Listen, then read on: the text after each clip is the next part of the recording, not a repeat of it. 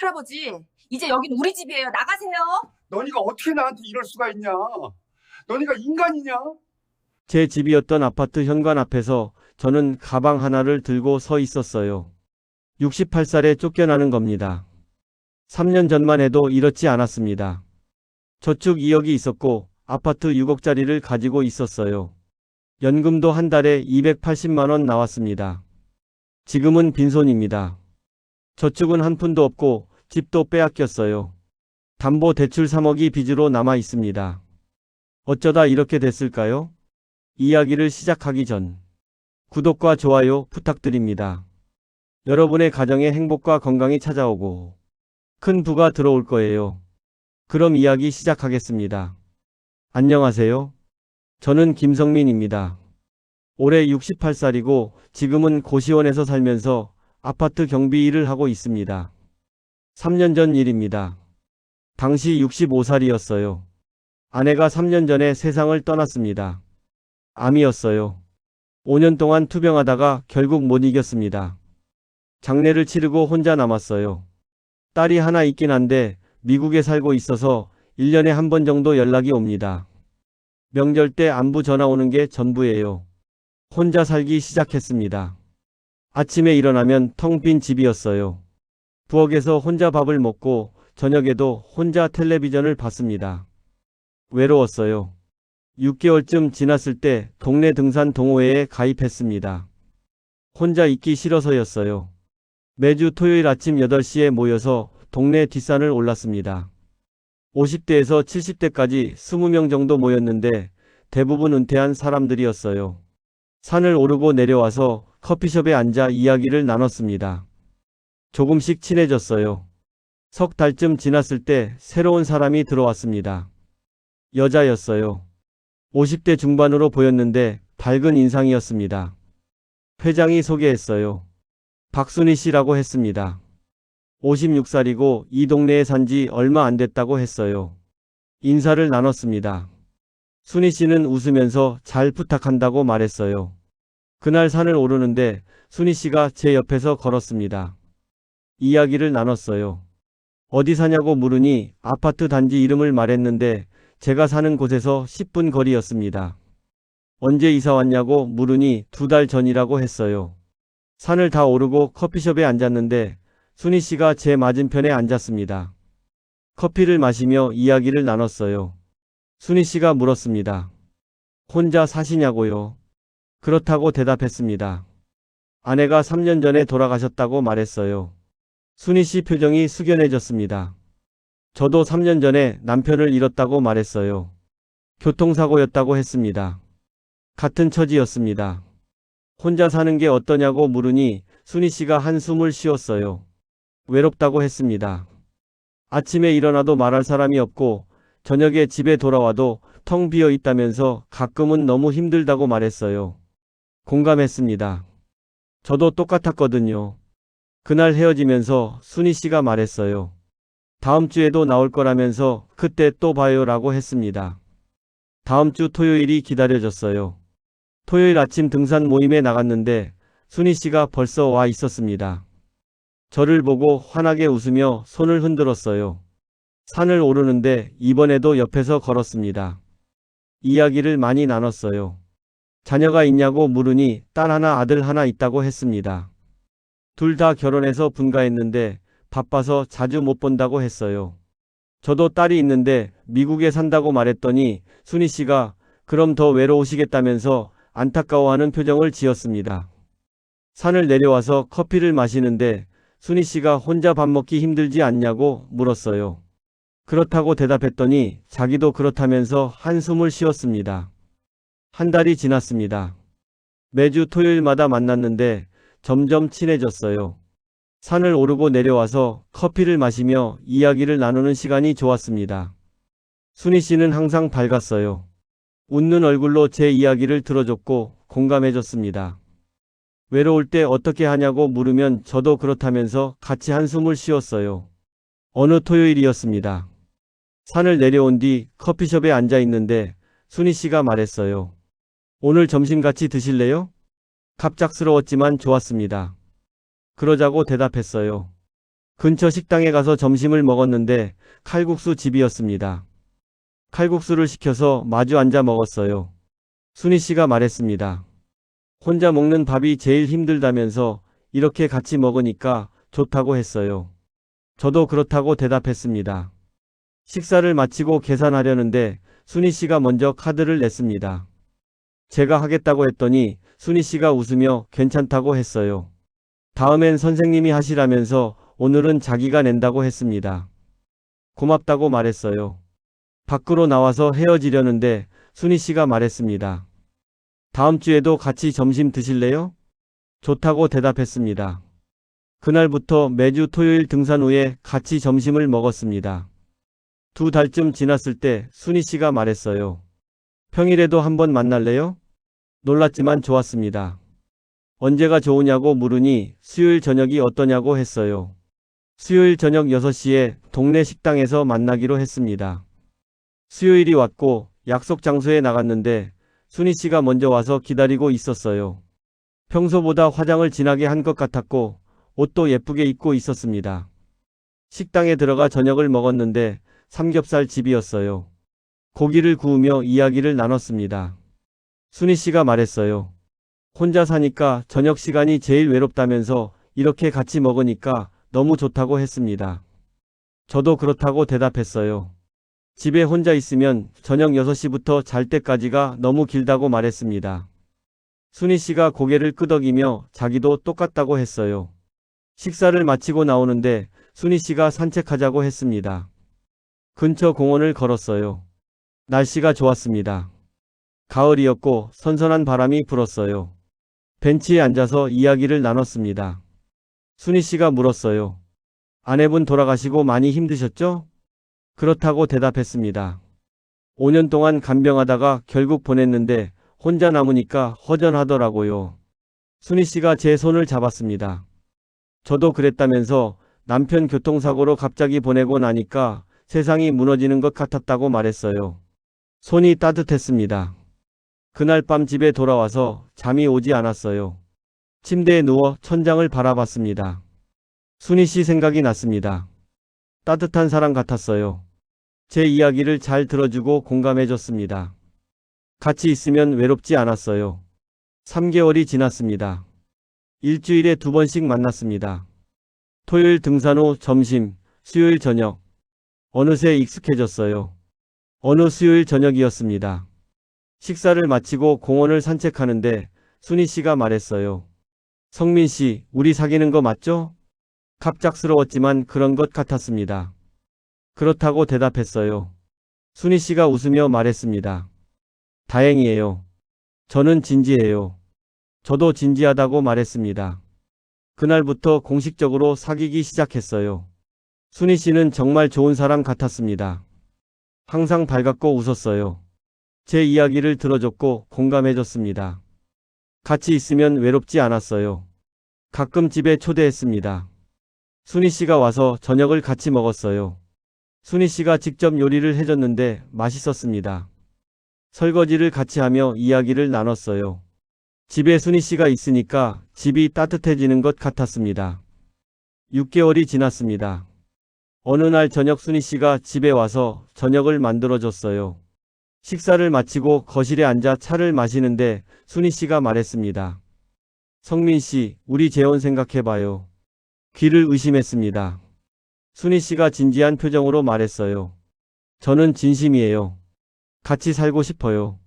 혼자 사는 게 너무 외로워요. 저도 생각해봤던 터였습니다.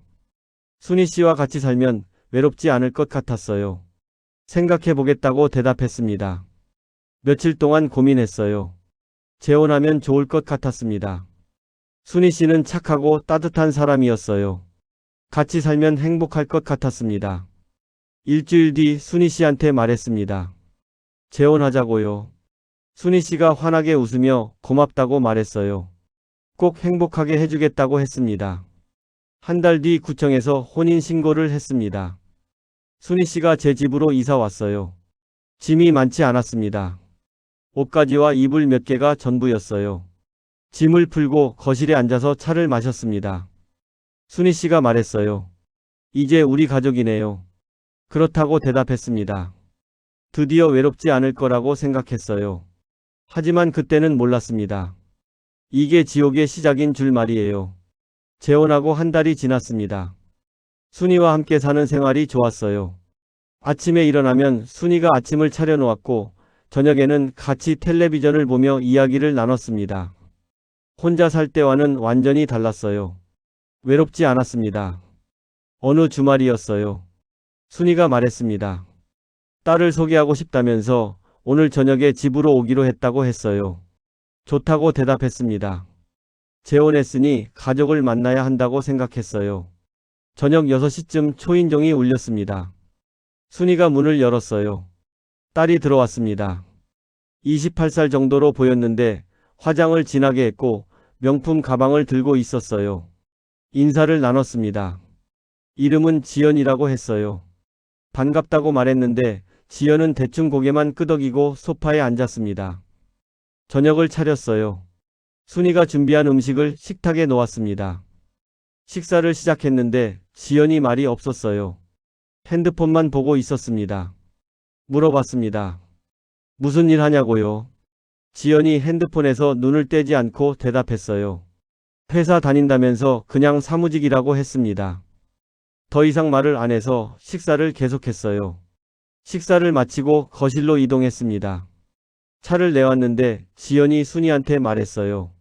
엄마 화장실 좀 갈게요. 순이와 지연이 안방으로 들어갔습니다. 30분쯤 지났을까요? 나오지 않았어요. 거실에 혼자 앉아 텔레비전을 봤습니다. 40분쯤 지나서 문이 열렸어요. 지연이 나왔는데 표정이 밝아져 있었습니다. 순이도 나왔어요. 저한테 차를 따라주며 말했습니다. 지연이가 내년에 결혼한다고 했어요. 놀랐습니다. 축하한다고 말했어요. 지연이 웃으며 고맙다고 했습니다. 아까와는 완전히 다른 태도였어요. 지연이 집으로 돌아간 뒤 순이가 말했어요. 지연이가 결혼 준비하느라 돈이 많이 든다면서 걱정이라고 했습니다. 얼마나 드냐고 물으니 순이가 한숨을 쉬었어요. 예식장에 신혼집 전세 보증금까지 생각하면 최소 5천만 원은 든다면서 자기는 그만한 돈이 없다고 말했습니다. 제가 도와줄까요? 하고 물었습니다. 순이가 눈을 크게 떴어요. 정말요? 하면서 고맙다고 했습니다. 하지만 너무 큰 돈이라서 미안하다면서 괜찮다고 했어요. 괜찮다고 대답했습니다. 이제 우리 가족이니까 당연한 거라고 말했어요. 순이가 제 손을 잡았습니다. 정말 고맙다면서 꼭 갚겠다고 말했어요. 다음날 은행에 갔습니다. 저축 2억에서 5천만 원을 인출했어요. 순이한테 전달했습니다. 순이가 눈물을 글썽이며 고맙다고 했어요. 지연이한테 꼭 인사시키겠다면서 성민 씨 덕분에 딸 결혼을 제대로 시킬 수 있다고 말했습니다. 뿌듯했어요. 2달 뒤 지연 결혼식이 있었습니다. 예식장에 갔는데 규모가 꽤 컸어요. 하객이 200명 정도 왔습니다. 순이와 함께 앞자리에 앉았어요. 신랑 측 가족들이 맞은편에 앉아 있었습니다. 식이 시작되기 전에 신랑 아버지가 인사를 왔어요. 악수를 나누며 소개했습니다. 저는 신부 어머니 남편이라고요. 신랑 아버지가 웃으며 말했습니다. 아, 재혼하셨구나. 처음 뵙겠습니다. 그렇다고 대답했어요. 신랑 아버지가 물었습니다. 무슨 일 하셨어요? 공무원 생활 35년 했다고 대답했습니다. 신랑 아버지가 고개를 끄덕이더니 말했어요. 그럼 연금 괜찮으시겠네요. 요즘 노후가 중요한데 다행이시네요. 웃으며 대답했습니다. 신랑 아버지가 자리로 돌아갔어요. 식이 시작됐습니다. 지연이 입장하는데 예뻤어요. 웨딩드레스가 화려했습니다. 식이 끝나고 피로연이 시작됐어요. 하객들이 신랑 신부한테 축의금을 전달하고 식사를 했습니다. 저도 식사를 하는데 옆 테이블에서 수근거리는 소리가 들렸어요. 중년 여자들이었습니다. 신랑 측 친척인 것 같았어요. 한 여자가 말했습니다. 신부 엄마 재혼했다며? 저 남자가 새 남편이래. 다른 여자가 대답했어요. 그러게. 나이 차이 좀 나 보이던데. 돈 있나 봐. 또 다른 여자가 말했습니다. 요즘 그런 사람 많잖아. 혼자 사는 남자 찾아서 재혼하는 거. 연금이랑 재산 노리고. 웃음소리가 났어요. 귀를 의심했습니다. 순이를 봤는데 순이도 들은 것 같았어요. 얼굴이 굳어 있었습니다. 식사를 마저 했지만 목구멍으로 넘어가지 않았어요. 피로연이 끝나고 집으로 돌아왔습니다. 차 안에서 순이가 말했어요. 아까 그 사람들 말 신경 쓰지 마세요. 시기하는 거예요. 괜찮다고 대답했지만 마음이 불편했습니다. 집에 도착해서 소파에 앉았어요. 순이가 차를 내왔습니다. 순이가 말했습니다. 지연이가 정말 고맙대요. 성민 씨 덕분에 결혼 잘했다고요. 그렇구나 하고 대답했어요. 순이가 계속 말했습니다. 지연이 신혼집 전세 보증금이 2억인데 신랑 측에서 1억 5천을 냈대요. 우리는 5천만 원 냈고요. 고개를 끄덕였습니다. 순이가 말을 이었어요. 원래 반반 내야 하는데 우리가 적게 낸 거라면서 신랑 집에서 좋게 봐준 거라고 말했습니다. 아, 그렇구나 했어요. 순이가 한숨을 쉬었습니다. 좀 미안하다면서 더 많이 못 내줘서 지연이한테 미안하다고 했어요. 괜찮다고 말했습니다. 5천만 원도 큰 돈인데 충분하다고 했어요. 하지만 마음속으로는 찜찜했습니다. 5천만 원이 적은 돈인가? 제 저축 2억에서 4분의 1을 썼는데 적다고 생각하는 게 이해가 안 됐어요. 그날 밤 잠이 오지 않았습니다. 침대에 누워 생각했어요. 결혼식장에서 들었던 말들이 떠올랐습니다. 연금이랑 재산 노리고 재혼한다는 말이요. 설마 순이가 그럴까? 고개를 저었습니다. 순이는 그런 사람이 아니에요. 착하고 따뜻한 사람입니다. 하지만 찝찝한 기분은 사라지지 않았어요. 지연 결혼식이 끝나고 한 달이 지났습니다. 순이와 평범하게 살았어요. 아침에 같이 산책하고 저녁에 같이 식사했습니다. 5천만 원을 썼지만 저축이 아직 1억 5천만 원 남아 있었어요. 연금도 한 달에 280만 원 나왔고요. 괜찮다고 생각했습니다. 어느 날 저녁이었어요. 순이가 전화를 받았는데 표정이 굳었습니다. 누구냐고 물으니 동생이라고 했어요. 전화를 끊고 순이가 소파에 앉았습니다. 표정이 안 좋았어요. 무슨 일이냐고 물었습니다. 순이가 한숨을 쉬며 말했어요. 아버지가 쓰러지셨다면서 병원에 계신다고 했습니다. 놀라서 물었어요. 큰일 아니냐고요. 순이가 눈물을 글썽이며 대답했습니다. 심장이 안 좋으셔서 수술해야 한대요. 언제 수술하냐고 물으니 순이가 말했어요.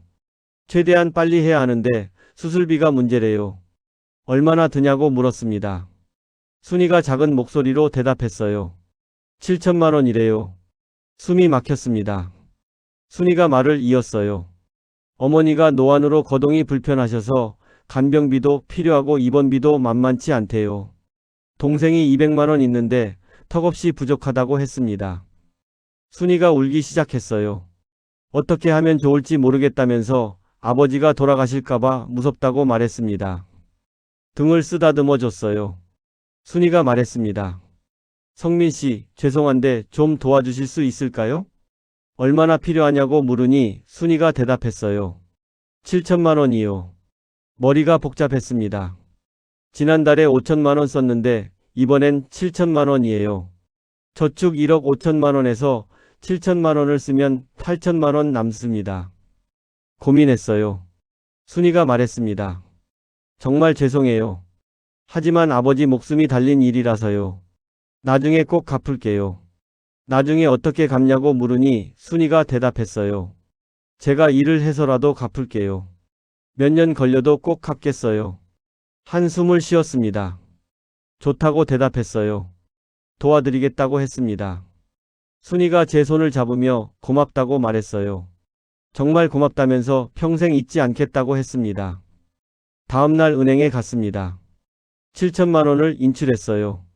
순이한테 전달했습니다. 순이가 눈물을 흘리며 고맙다고 했어요. 순이는 바로 병원으로 갔습니다. 이틀 뒤 순이가 말했어요. 병원에 같이 가서 아버지한테 인사하자고요.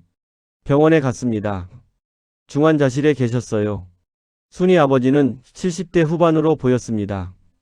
침대에 누워 계셨는데 안색이 안 좋았어요. 인사를 드렸습니다. 순이 남편이라고 소개했어요. 아버지가 고개를 끄덕이며 고맙다고 말했습니다. 목소리가 약했어요. 중환자실 밖으로 나왔습니다. 순이 동생이 와 있었어요. 40대 중반 남자였는데 인사를 나눴습니다. 동생이 말했습니다. 매영 정말 고맙습니다. 덕분에 아버지 수술할 수 있게 됐어요. 천만에요 하고 대답했어요. 동생이 계속 말했습니다. 저희 집이 형편이 안 좋아서요. 매영 아니었으면 큰일 날 뻔했어요. 괜찮다고 말했습니다. 그때 간호사가 왔어요. 보호자가 누구냐고 물었습니다. 동생이 자기라고 대답했어요. 간호사가 서류를 내밀며 말했습니다. 수술 동의서 작성하시고 입원비 200만 원 먼저 내셔야 해요. 동생이 당황하며 물었어요. 입원비요? 간호사가 그렇다고 대답했습니다. 수술 전까지 일주일 입원하시는데 하루 20만 원씩이라서 일주일이면 140만 원이고 검사비랑 약값 포함하면 200만 원 정도 나온다고 설명했어요. 동생이 순이를 봤습니다. 순이가 저를 봤어요. 제가 말했습니다. 제가 내겠습니다. 원무과에 가서 200만 원을 냈어요. 동생이 또 고맙다고 했습니다. 병원을 나오는데 순이가 말했어요. 성민 씨 정말 죄송해요. 200만 원까지 쓰게 해서요. 괜찮다고 대답했지만 속으로는 불편했습니다. 7천만 원도 모자라서 200만 원을 더 쓴 거예요. 일주일 뒤 수술이 있었습니다. 병원에 갔는데 순이와 동생이 와 있었어요. 수술실 앞에서 기다렸습니다. 5시간 걸렸어요. 수술이 끝나고 의사가 나왔습니다. 성공적이었다면서 일주일 더 입원하면 퇴원 가능하다고 했어요. 순이가 안도하며 눈물을 흘렸습니다. 일주일 뒤 아버지가 퇴원했어요. 순이가 말했습니다. 아버지를 우리 집으로 모시고 와서 요양하면 어떻겠냐고요. 깜짝 놀랐습니다. 우리 집으로요? 순이가 그렇다고 대답했어요. 동생 집은 좁아서 모실 수가 없대요. 우리 집이 넓으니까 한 달 정도만 계시다가 건강 회복되면 동생 집으로 가신대요. 한 달이요? 하고 물었습니다. 순이가 고개를 끄덕였어요. 한 달만이요. 제발요. 할 수 없이 좋다고 대답했습니다. 아버지가 우리 집으로 오셨어요. 안방을 드렸습니다. 저와 순이는 작은 방에서 잤어요. 아버지는 거동이 불편하셨습니다. 화장실 갈 때도 부축해야 했고 식사도 방에서 드셔야 했어요. 순이가 간병했지만 저도 도왔습니다. 한 달이 지났습니다. 아버지가 계속 계셨어요. 동생 집으로 안 가셨습니다. 순이한테 물었습니다. 한 달 지나지 않았냐고요. 순이가 말했어요. 아직 회복이 덜 되셨대요. 조금만 더 계시다가 가신대요. 2달이 지났습니다. 아버지가 여전히 계셨어요.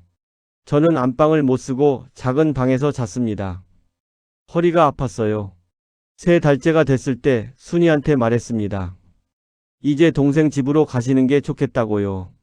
순이가 난처한 표정을 지으며 말했어요. 조금만 더요.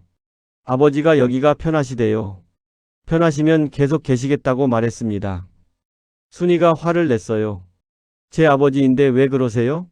7천만 원 내줬다고 아버지 쫓아내시려고요? 놀랐습니다. 순이가 계속 말했습니다. 돈으로 따지시는 거예요? 가족인데요? 아니라고 말하려 했지만 순이가 방으로 들어가 버렸어요. 문이 쾅 닫혔습니다. 거실에 혼자 서 있었습니다. 뭔가 잘못되고 있다는 생각이 들었어요. 아버지는 넉 달째 우리 집에 계셨습니다. 동생 집으로 갈 기미가 보이지 않았어요. 순이한테 더 이상 말하지 않았습니다. 말하면 싸우니까요. 저는 작은 방에서 지냈고 허리 통증이 심해졌어요. 어느 날 저녁 순이가 말을 꺼냈습니다. 성민 씨, 제가 사업을 하나 해볼까 해요. 무슨 사업이냐고 물으니 순이가 대답했어요. 카페요. 동네에 작은 카페를 차리고 싶어요. 갑작스러웠습니다.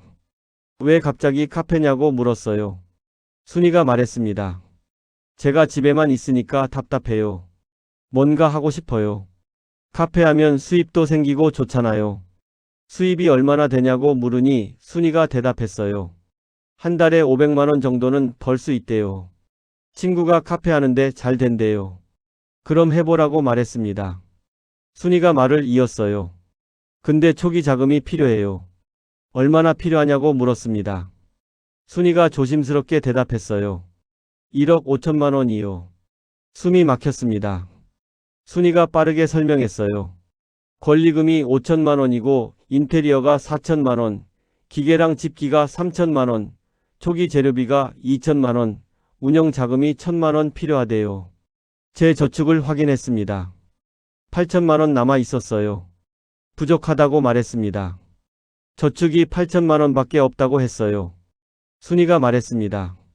집을 담보로 대출 받으면 되잖아요. 깜짝 놀랐습니다. 집 담보요? 순이가 그렇다고 대답했어요. 아파트 6억짜리인데 담보 대출 3억은 받을 수 있어요. 거기서 7천만 원만 쓰면 돼요. 고민했습니다. 순이가 계속 설득했어요. 카페가 잘 되면 한 달에 500만 원 버니까 1년이면 6천만 원이에요. 2년이면 1억 2천만 원이고요. 투자금 회수하고도 남아요. 정말 그렇게 되냐고 물으니 순이가 자신있게 대답했어요. 친구 카페가 대박 났어요. 저도 할 수 있어요. 그래도 망하면 어떻게 하냐고 물었습니다. 순이 표정이 굳었어요. 저를 믿으세요. 제가 열심히 할게요. 우리 노후 자금도 될 거예요. 순이가 계속 말했습니다. 성민 씨 연금만으로는 부족하잖아요. 제가 벌어야죠. 당신한테만 기댈 순 없어요. 결국 동의했습니다. 다음 날 은행에 갔어요. 집을 담보로 3억 대출을 받았습니다. 은행 직원이 말했습니다. 연세가 많으신데 괜찮으시겠어요? 상환 계획은 어떻게 되세요? 괜찮다고 대답했어요. 아내가 사업해서 갚을 거라고 말했습니다. 은행 직원이 고개를 끄덕이며 서류를 내밀었어요. 여기 서명하시면 됩니다. 서명했습니다. 3억이 통장에 들어왔어요. 순이한테 8천만 원 저축과 대출금 7천만 원 합쳐서 1억 5천만 원을 줬습니다. 순이가 환하게 웃으며 고맙다고 했어요. 꼭 성공해서 보답하겠다고 말했습니다. 한 달 뒤 카페가 오픈했습니다. 동네 상가 1층에 있었어요. 가게를 보러 갔는데 인테리어가 예뻤습니다. 순이가 자랑스럽게 보여줬어요. 여기는 주방이고 저기는 홀이라면서 테이블이 10개 있다고 말했습니다. 좋다고 말했어요. 오픈 첫날 손님이 좀 왔습니다. 순이가 신이 나서 커피를 내렸어요. 저녁에 집에 돌아온 순이가 말했습니다. 오늘 매출이 30만 원 나왔다면서 잘 될 것 같다고 했어요. 다행이라고 생각했습니다. 한 달이 지났습니다. 순이가 말했어요. 매출이 생각보다 안 나온다면서 한 달에 1천만 원 정도 나온대요. 1천만 원이면 괜찮지 않냐고 물으니 순이가 대답했어요. 재료비에 월세, 인건비 빼면 남는 게 200만 원 정도래요. 200만 원이면 나쁘지 않다고 말했습니다. 순이가 한숨을 쉬었어요. 근데 요즘 손님이 점점 줄어든다면서 걱정이라고 했습니다. 3달이 지났습니다. 순이가 집에 와서 말했어요. 이번 달 매출이 500만 원밖에 안 나왔다면서 적자래요. 놀라서 물었습니다. 적자요? 순이가 고개를 끄덕였어요. 월세가 300만 원이고 재료비랑 공과금 합치면 오히려 마이너스래요. 그럼 어떻게 하냐고 물으니 순이가 대답했어요. 조금만 더 버티면 손님이 늘 거래요. 6개월이 지났습니다. 순이가 말했습니다. 이번 달도 적자예요. 운영 자금이 더 필요해요. 얼마나 필요하냐고 물으니 순이가 대답했어요. 300만 원이요. 제 저축을 확인했어요. 대출받은 3억 중에 7천만 원 쓰고 2억 3천만 원 남아 있었습니다. 300만 원을 줬어요. 그 다음 달도 300만 원을 달라고 했습니다. 줬어요. 그렇게 석 달을 더 버텼습니다. 매달 300만 원씩 줬어요. 9개월째가 됐을 때 순이가 울면서 집에 왔습니다. 안 되겠다면서 카페를 접어야 할 것 같다고 말했어요. 그동안 쓴 돈을 계산해 봤습니다. 초기 투자 1억 5천만 원에 운영 자금 900만 원 합쳐서 1억 5,900만 원을 썼어요. 카페를 정리했습니다. 권리금을 받으려 했지만 아무도 인수하지 않았어요. 결국 그냥 나왔습니다. 1억 5,900만 원이 날아갔어요. 집으로 돌아와서 순이가 소파에 앉아 울었습니다.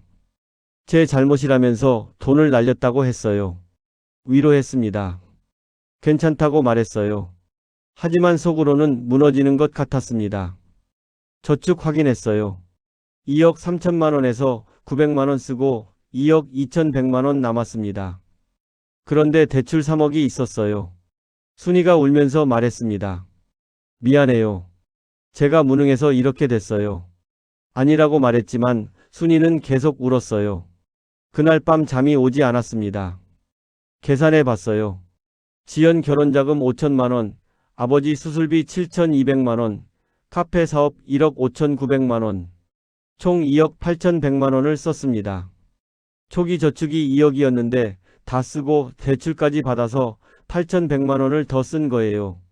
지금 남은 돈은 대출금 2억 2,100만 원 뿐이었습니다. 원래 저축 2억은 사라지고 빚 8,100만 원이 생긴 셈이에요. 한숨이 나왔습니다. 순이를 봤어요. 소파에 앉아 여전히 울고 있었습니다. 순이를 믿었는데 이렇게 됐어요. 하지만 순이를 탓할 수 없었습니다. 사업은 원래 안 될 수도 있으니까요. 위로하려고 다가갔는데 순이가 말했습니다. 성민 씨, 제가 일을 해야 할 것 같아요. 빚을 갚으려면 저도 돈을 벌어야죠. 그래야 할 것 같다고 대답했어요. 순이가 고개를 끄덕였습니다. 내일부터 일자리 알아볼게요. 다음 날 순이는 일자리를 알아보러 나갔어요. 저는 집에 혼자 남았습니다. 거실에 앉아 생각했어요. 1년 반 만에 이렇게 됐습니다. 재혼하고 행복할 줄 알았는데 빚만 늘었어요.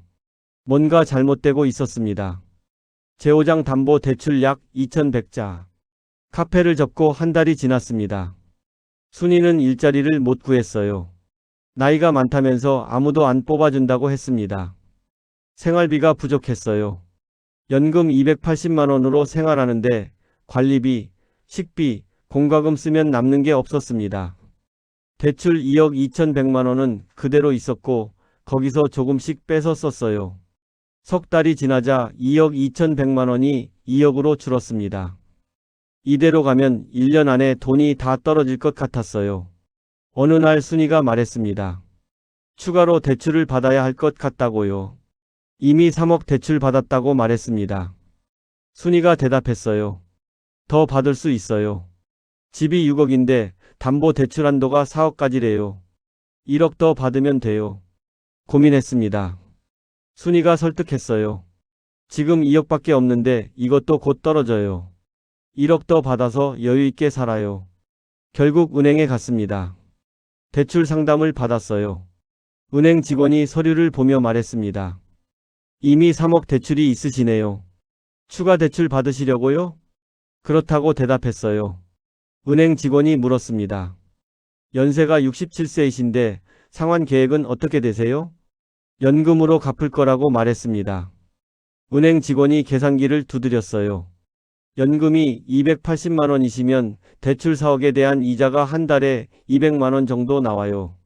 생활비 쓰면 빠듯하실 텐데요. 괜찮다고 대답했습니다. 은행 직원이 고개를 저었어요. 솔직히 말씀드리면 추가 대출 승인이 어려울 것 같습니다. 연세도 많으시고 상환 능력이 부족해 보여서요. 순이가 옆에서 말했습니다. 제가 일을 할 거예요. 저도 돈 벌어서 같이 갚을게요. 은행 직원이 순이를 봤어요. 부인분 수입이 어떻게 되세요? 순이가 대답했습니다. 지금은 없지만 곧 구할 거예요. 은행 직원이 난처한 표정을 지었어요. 그럼 일단 보류하고 부인분이 취업하시면 그때 다시 오세요. 순이가 화를 냈습니다. 집이 6억인데 왜 1억 대출이 안 돼요? 담보 가치가 충분하잖아요. 은행 직원이 차분하게 설명했어요. 담보 가치도 중요하지만 상환 능력을 봐야 해서요. 연세가 많으시고 수입이 불안정하면 승인이 어렵습니다. 순이가 일어서며 말했습니다. 다른 은행 가면 되겠네요. 은행을 나왔어요. 순이가 투덜거렸습니다. 뭐가 문제예요? 집이 6억인데. 저도 기분이 안 좋았습니다. 연세가 많다는 말이 마음에 걸렸어요. 다른 은행 3곳을 더 갔는데 전부 거절당했습니다. 이유는 똑같았어요. 나이가 많고 상환 능력이 부족하다는 거였습니다. 마지막 은행에서 직원이 말했어요. 67세면 거의 70인데 4억 대출은 무리예요. 혹시 몇 년 후에 못 갚으시면 집 경매 넘어가요. 집에 돌아왔습니다. 순이가 화가 나서 소파에 앉았어요. 은행들이 왜 저래요? 담보도 충분한데. 저도 앉았습니다. 순이가 말했습니다. 그럼 어떻게 해요? 돈이 필요한데. 방법을 생각해 봤어요. 2억 남은 돈으로 최대한 아껴 쓰는 수밖에 없었습니다. 6개월이 더 지났습니다. 2억 남았던 돈이 1억으로 줄었어요. 순이는 여전히 일자리를 못 구했고 저는 연금으로 생활했습니다. 대출 3억에 대한 이자가 한 달에 150만 원 나갔어요. 연금으로 이자 갚고 생활비 쓰면 모자라서 저축해서 빼서 썼습니다. 어느 날 저녁 순이가 말을 꺼냈습니다. 성민 씨, 우리 집 명의를 제 이름으로 바꾸면 어때요? 귀를 의심했습니다. 명의를요? 순이가 고개를 끄덕이며 설명했어요. 성민 씨 연세가 많으시잖아요. 만약 무슨 일 생기면 상속 문제가 복잡해져요. 무슨 일이 생기냐고 물으니 순이가 조심스럽게 말했어요. 돌아가시면요. 기분이 나빴습니다. 순이가 빠르게 말을 이었어요. 지금 명예 이전해 놓으면 나중에 상속세도 안 내도 되고 절차도 간단해요. 부부 사이니까 증여세도 얼마 안 나와요. 그래도 집을 넘긴다는 게 찜찜했어요. 순이가 계속 설득했습니다. 저 안 믿으세요? 우리 부부잖아요. 제 집이나 당신 집이나 똑같아요. 그렇긴 하지만 망설여졌습니다. 순이가 말했어요.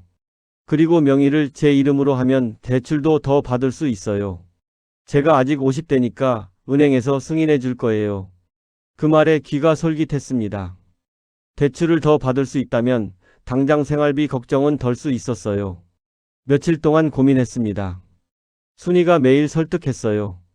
빨리 하자면서 시간 끌면 손해라고 했습니다. 결국 동의했습니다. 법무사 사무실에 갔어요. 서류를 작성했습니다. 명예 이전 서류에 서명하고 도장을 찍었어요. 법무사가 말했습니다. 일주일 후면 등기 완료돼요. 일주일 뒤 집이 순이 명의가 됐습니다. 등기부등본을 확인했는데 소유자가 박순이로 되어 있었어요. 묘한 기분이 들었습니다. 30년 동안 살았던 집인데 이제 제 집이 아니었어요. 하지만 부부니까 똑같다고 생각했습니다. 명예 이전하고 일주일 뒤였습니다. 순이가 은행에 갔다 왔어요. 저녁에 집에 돌아온 순이 표정이 밝았습니다. 대출 승인 났다면서 1억 받을 수 있대요. 다행이라고 말했습니다. 순이가 말을 이었어요. 근데 제 명이니까 제 통장으로 들어온대요. 당연한 거 아니냐고 말했습니다. 순이가 고개를 끄덕였어요. 그럼 제가 관리할게요. 필요할 때마다 쓸게요. 좋다고 대답했습니다. 며칠 뒤 순이가 쇼핑백을 들고 왔어요. 뭐 샀냐고 물으니 순이가 대답했습니다. 옷이요. 오래된 옷밖에 없어서 몇 벌 샀어요. 얼마 썼냐고 물으니 순이가 대답했어요. 100만 원요. 놀랐습니다. 100만 원이요? 순이가 당연하다는 듯 말했습니다. 제 돈인데 왜요? 제 돈이라는 말에 뭔가 걸렸지만 아무 말 안 했습니다. 한 달 뒤 순이가 또 쇼핑백을 들고 왔어요. 이번엔 명품 가방이었습니다. 얼마 했냐고 물으니 순이가 대답했어요. 200만 원이요. 너무 비싼 거 아니냐고 말했더니 순이가 화를 냈습니다. 제 돈 쓰는데 왜 간섭하세요? 간섭이 아니라 아끼자는 거라고 말했지만 순이는 방으로 들어가 버렸어요. 2달 뒤 순이가 또 쇼핑을 했습니다. 구두에 옷, 화장품까지 샀어요. 300만 원 썼다고 했습니다. 말리려 했지만 순이가 소리쳤어요. 성민 씨는 돈 하나도 안 쓰잖아요. 저만 참아야 해요? 그게 아니라고 말하려 했지만 순이는 듣지 않았습니다. 석 달이 지났습니다. 순이 태도가 완전히 바뀌었어요. 예전엔 저한테 친절했는데 이제는 퉁명스러웠습니다. 아침에 밥도 안 차려줬어요. 알아서 먹으라고 했습니다. 저녁도 대충 해줬어요. 라면이나 간단한 것만 줬습니다. 말을 걸어도 대충 대답했어요. 핸드폰만 봤습니다. 어느 날 물었습니다. 왜 이러냐고요? 순이가 대답했어요. 저 피곤해요. 집안일 하느라 힘들어요. 집안일을 제가 도와주겠다고 말했지만 순이는 코웃음 쳤습니다. 넉 달째가 됐을 때 순이가 말했습니다. 성민 씨, 제 친구들이랑 여행 가려고요. 일주일 정도요. 어디 가냐고 물으니 순이가 대답했어요. 제주도요. 비용은 얼마냐고 물으니 순이가 짜증내며 말했습니다. 왜 자꾸 물어봐요? 제 돈 쓰는데. 순이는 일주일 동안 제주도에 갔어요. 저는 혼자 집에 남았습니다. 냉장고에 음식이 없어서 라면만 먹었어요. 순이가 돌아왔을 때 선물 하나 없었습니다. 여행 어땠냐고 물으니 순이가 대충 좋았다고만 대답했어요. 5개월째가 됐을 때였습니다. 순이 딸 지연이 집에 왔어요. 순이랑 안방에 들어가서 1시간 동안 이야기를 나눴습니다. 나왔을 때 둘 다 표정이 굳어 있었어요. 무슨 일이냐고 물으니 순이가 대답했습니다. 아무것도 아니에요. 그날 밤 순이가 말했습니다. 성민 씨, 우리 얘기 좀 해요. 무슨 얘기냐고 물으니 순이가 잠시 망설이다가 말했어요. 우리 이제 그만 같이 사는 게 어때요? 귀를 의심했습니다. 그만 같이 살자는 게 무슨 말이냐고 물으니 순이가 대답했어요. 우리 안 맞는 것 같아요. 2년 동안 같이 살았는데 갑자기 왜 그러냐고 물었습니다. 순이가 말했어요. 성민 씨는 너무 간섭이 심해요. 제가 돈 쓸 때마다 뭐라고 하잖아요. 간섭이 아니라 걱정이라고 말했습니다. 너무 많이 쓰니까 걱정되는 거라고 했어요. 순이가 소리쳤습니다. 제 돈인데 왜 걱정해요? 제 집인데 왜 간섭해요? 제 집이라는 말에 가슴이 철렁했습니다. 그래도 제가 산 집이라고 말했습니다. 명의만 순이 씨 이름으로 한 거라고 했어요. 순이가 비웃었어요. 명의가 제 이름이면 제 집이에요. 법적으로 제 거예요. 그럴 리 없다고 말했습니다. 부부 공동 재산이라고 했어요. 순이가 고개를 저었습니다. 이혼하면 재산 분할이지만 지금은 제 명의예요. 성민 씨 권리 없어요. 말이 안 나왔습니다. 순이가 계속 말했어요. 내일까지 짐 싸서 나가세요. 내일이요? 하고 되물었습니다. 순이가 그렇다고 대답했어요. 이 집은 제 거니까 제가 누구 살게 할지 정해요. 어디 가라는 거냐고 물으니 순이가 차갑게 말했습니다. 모르겠어요. 알아서 하세요. 다음날 아침 일어났는데 순이가 안방에서 나오지 않았습니다. 문을 두드렸지만 대답이 없었어요. 거실에 나왔는데 순이 딸 지연이 앉아 있었습니다. 깜짝 놀랐어요. 언제 왔냐고 물으니 지연이 대답했습니다. 아침 일찍 왔어요. 왜 왔냐고 물으니 지연이 말했습니다. 할아버지 짐 싸는 거 도와드리려고요. 할아버지라는 말에 기분이 나빴습니다. 저는 순이 남편인데 할아버지라고 부르는 게 이상했어요. 지연이 말을 이었습니다. 빨리 짐 싸세요. 오늘 안에 나가셔야 해요. 왜 이러냐고 물으니 지연이 차갑게 대답했어요. 엄마가 결정하신 거예요. 이제 이 집은 우리 거예요. 우리 거라는 말이 가슴을 찔렀습니다. 짐을 쌌어요. 가방 하나에 옷 몇 벌과 세면도구를 넣었습니다.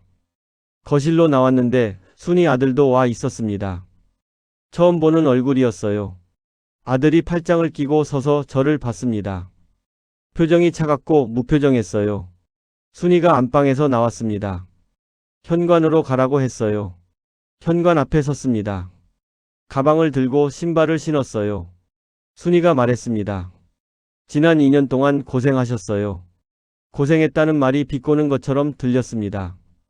지연이 말했습니다. 할아버지, 이제 우리 집이에요. 나가세요. 아들도 말했어요. 빨리 나가세요.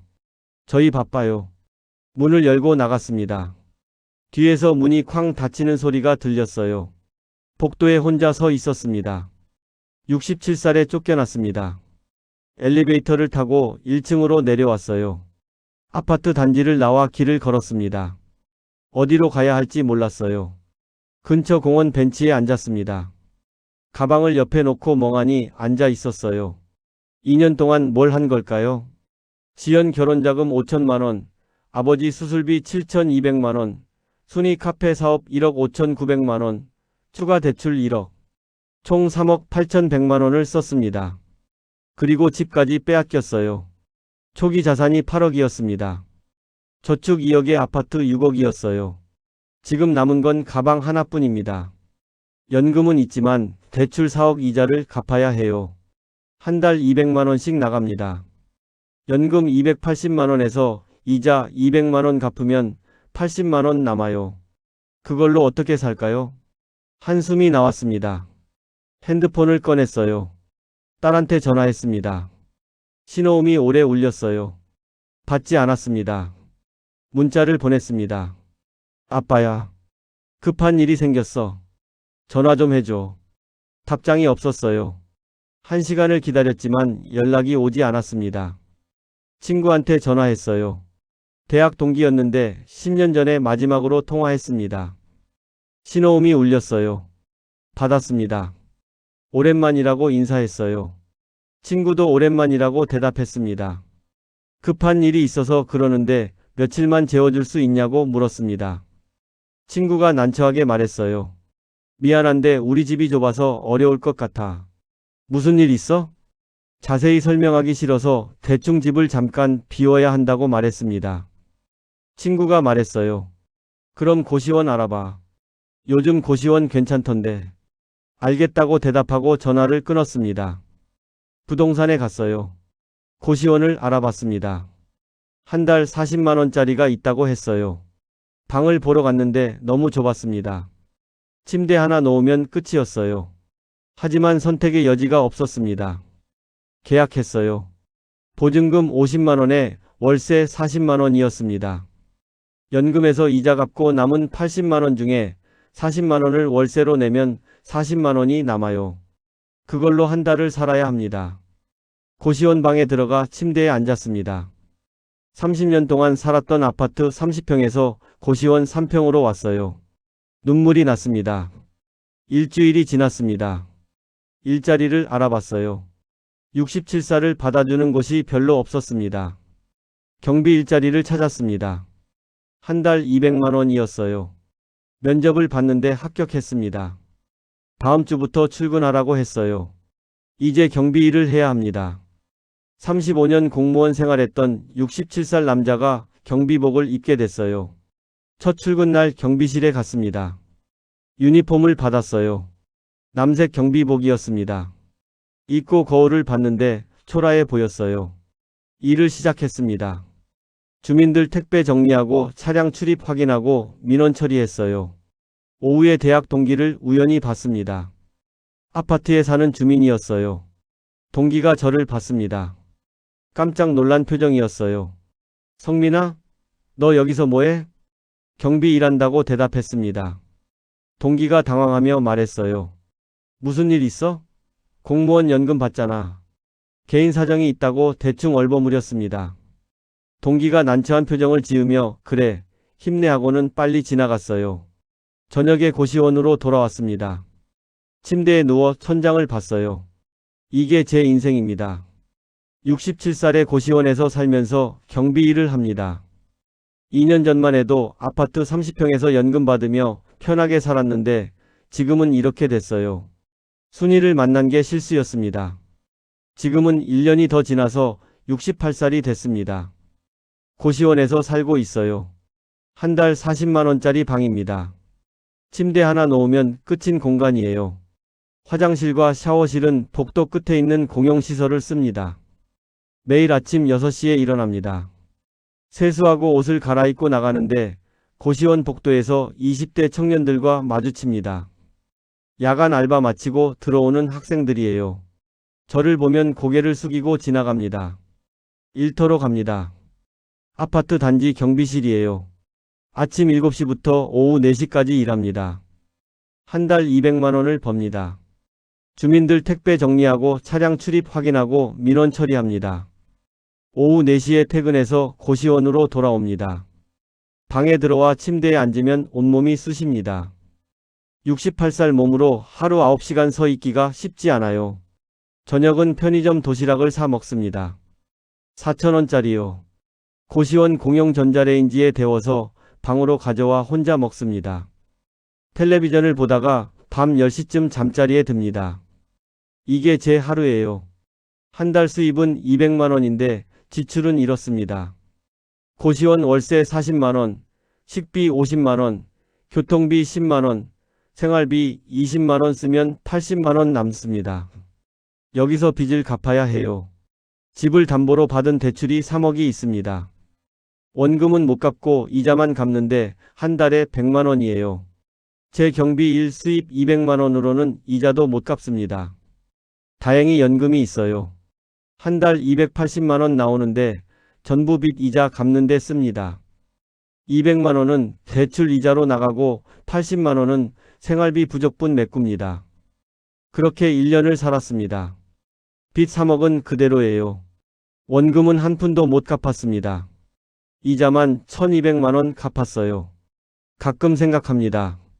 이렇게 살다가 언제 빚을 갚을까요? 3억을 갚으려면 몇 년이 걸릴까요? 계산해 봤습니다. 한 달에 100만 원씩 원금 갚는다고 해도 300개월이에요. 25년입니다. 저는 지금 68살입니다. 25년 후면 93살이에요. 93살까지 일할 수 있을까요? 한숨이 나왔습니다. 쫓겨나고 한 달쯤 지났을 때 변호사를 찾아갔습니다. 법률 상담을 받았어요. 명예 이전을 취소할 수 있는지 물었습니다. 변호사가 물었어요. 명예 이전할 때 강제로 당하셨나요? 아니면 본인이 서명하셨나요? 제가 서명했다고 대답했습니다. 변호사가 고개를 저었어요. 본인이 자발적으로 서명했으면 취소가 어렵다고 했습니다. 사기를 당했다는 걸 증명해야 하는데 그게 쉽지 않다고 말했어요. 그래도 시도해보고 싶다고 했습니다. 변호사가 말했어요. 소송 비용이 최소 2천만 원은 들 거라면서 이겨도 집을 되찾을 가능성이 낮다고 했습니다. 명예 이전 서류에 본인 서명이 있고 강제성이 없었다면 법원에서 인정하기 어렵다고 설명했어요. 돈도 없었고 가능성도 낮다고 하니 포기했습니다. 경찰서에도 가봤어요. 사기죄로 고소할 수 있는지 물었습니다. 경찰이 물었습니다. 어떤 사기를 당하셨나요? 재혼한 아내가 돈을 요구해서 줬는데 나중에 집까지 빼앗기고 쫓겨났다고 설명했어요. 경찰이 고개를 저었습니다. 부부 사이에 돈을 준 건 증여로 볼 수 있어서 사기로 보기 어렵다고 했어요. 명예 이전도 본인이 동의했으면 문제 삼기 힘들다고 말했습니다. 그런 방법이 없냐고 물었더니 경찰이 말했어요. 민사로 소송하는 수밖에 없는데 승소 가능성이 낮다고 했습니다. 결국 아무것도 할 수 없었습니다. 법은 저를 보호해주지 않았어요. 석 달쯤 지났을 때 순이를 우연히 봤습니다. 백화점 앞에서였어요. 경비 일 마치고 집으로 가는 길이었는데 순이가 백화점에서 나오는 게 보였습니다. 명품 쇼핑백을 여러 개 들고 있었어요. 딸과 함께였는데 둘 다 웃으며 이야기하고 있었습니다. 멈춰 섰습니다. 순이가 저를 봤어요. 눈이 마주쳤습니다. 순이 표정이 굳었습니다. 딸한테 뭐라고 말하더니 빠르게 택시를 잡아 타고 사라졌어요. 그 모습을 보며 서 있었습니다. 제 돈 2억 7천만 원으로 명품 쇼핑을 하고 있었어요. 제 집 6억짜리를 빼앗아서 편하게 살고 있었습니다. 그리고 저는 경비복을 입고 서 있었어요. 눈물이 났습니다. 6개월이 지났을 때 또 한 번 봤습니다. 동네 마트에서였어요. 장을 보러 갔는데 순이 아들이 계산대에 서 있었습니다. 카트에 고급 식재료를 가득 담고 있었어요. 한우에 과일, 와인까지 있었습니다. 제 뒤에 섰습니다. 아들이 계산하는 걸 봤어요. 45만 원이 나왔습니다. 카드를 긁으며 전화통화를 하고 있었어요. 엄마한테 전화하는 것 같았습니다. 오늘 저녁 뭐 먹을지 물어보고 있었어요. 제 차례가 왔습니다. 계산대에 라면 2개와 계란 한 판을 올렸어요. 6,500원이 나왔습니다. 카드를 긁고 나왔습니다. 집으로 걸어가는데 다리에 힘이 없었어요. 순이 가족은 제 돈으로 한우를 먹고 저는 라면을 먹습니다. 순이 가족은 제 집에서 살고 저는 고시원에서 삽니다. 이게 맞는 걸까요? 1년이 지난 지금도 가끔 생각합니다. 어디서부터 잘못됐을까요? 순이를 만난 게 잘못이었을까요? 재혼한 게 잘못이었을까요? 딸 결혼 자금을 준 게 잘못이었을까요? 아버지 수술비를 준 게 잘못이었을까요? 순이 사업 자금을 준 게 잘못이었을까요? 명예 이전을 한 게 잘못이었을까요? 아니에요. 시작은 외로움이었습니다. 아내가 세상을 떠나고 혼자 남았을 때 너무 외로웠어요. 말할 사람이 없었고 같이 밥 먹을 사람이 없었습니다. 그래서 순이를 만났을 때 좋았어요. 따뜻한 사람 같았고 같이 있으면 외롭지 않았습니다. 하지만 외로움이 판단력을 흐렸어요. 순이가 돈을 요구할 때마다 이상하다고 느꼈어야 했습니다. 딸 결혼 자금을 요구할 때, 아버지 수술비를 요구할 때, 사업 자금을 요구할 때 의심했어야 했어요. 하지만 외로움 때문에 눈을 감았습니다. 순이가 떠날까봐 두려웠어요. 그게 제 실수였습니다. 중년 남성 여러분께 말씀드리고 싶습니다. 배우자를 잃고 혼자 계신 분들, 외로워서 재혼을 생각하시는 분들께 경고합니다. 첫째, 돈을 요구하는 사람을 조심하세요. 진짜 사랑하는 사람은 돈을 요구하지 않습니다. 딸 결혼 자금이든 부모 병원비든 사업 자금이든 끊임없이 돈을 요구한다면 의심해야 해요. 둘째, 가족이 차례로 등장하면 의심하세요. 처음엔 딸, 그 다음엔 부모, 그 다음엔 본인. 이렇게 차례로 돈을 요구한다면 계획적인 겁니다. 셋째, 절대 명예 이전하지 마세요. 상속세 아끼자는 말, 법적으로 복잡하다는 말 전부 거짓입니다. 명예 이전하는 순간 집은 남의 것이에요. 법이 보호해주지 않습니다. 넷째, 재혼 계약서를 쓰세요. 재산 분리를 명확히 하고 증여 금액을 기록하세요. 나중에라도 돌려받을 수 있게 문서를 남겨야 합니다. 다섯째, 자녀나 친구와 상의하세요. 혼자 결정하지 마세요. 외로움의 판단력이 흐려져 있을 수 있습니다. 주변 사람들의 의견을 들으세요. 여섯째, 외로움을 이용하는 사람들이 있습니다. 중년 남성의 외로움을 노리는 사기꾼들이 정말 많아요. 따뜻하고 착한 척하지만 속으론 돈만 노립니다. 일곱째, 서두르지 마세요. 최소 1년 이상 사귀어보고 상대방을 충분히 알아보세요. 급하게 재혼하면 후회합니다. 저는 이 모든 걸 지키지 않았습니다.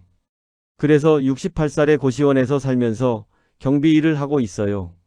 3억 빚을 갚으며 라면을 먹고 있습니다. 제 실수를 반복하지 마세요. 외로움보다 더 무서운 건 잘못된 사람을 만나는 겁니다. 혼자 사는 게 외롭지만 빈손으로 쫓겨나는 것보다는 낫습니다. 신중하세요. 제발 조심하세요. 68살 김성민의 오늘입니다.